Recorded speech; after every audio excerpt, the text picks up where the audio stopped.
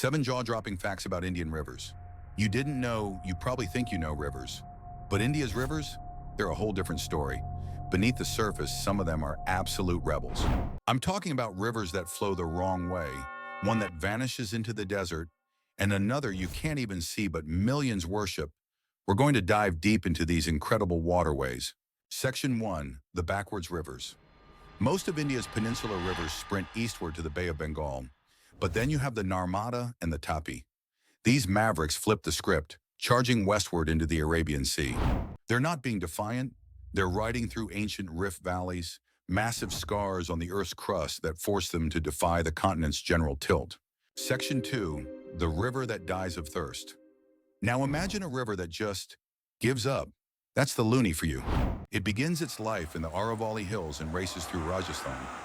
But then it simply lies down and dies in the vast salt flats of the Rann of Kutch.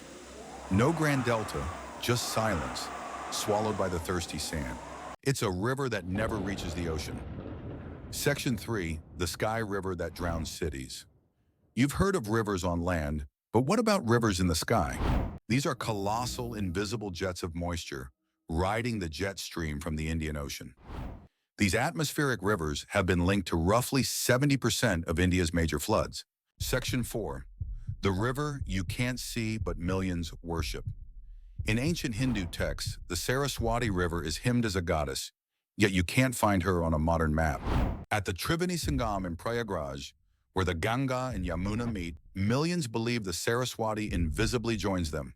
And science agrees, with satellite imagery revealing a dried, ancient riverbed, right where faith says she flows. Section 5, the river that gave birth to civilization. If any river could claim to be the cradle of civilization in the subcontinent, it's the Indus. In fact, it gave India its very name.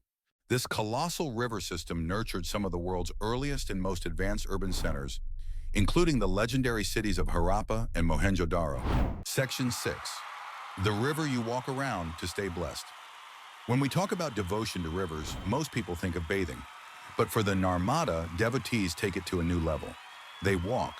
The Narmada Parikrama is an epic 2,600-kilometer spiritual circumambulation of the entire river on foot, a profound undertaking that can take up to 3 years to complete. Section 7, the river that might decide the next war. The Indus, the same river that cradled ancient civilizations, now sits at the heart of a modern geopolitical tightrope. Its headwater glaciers are retreating due to climate change, threatening the water supply for both India and Pakistan. This is straining their water-sharing treaty to its breaking point, raising the terrifying risk of future water wars.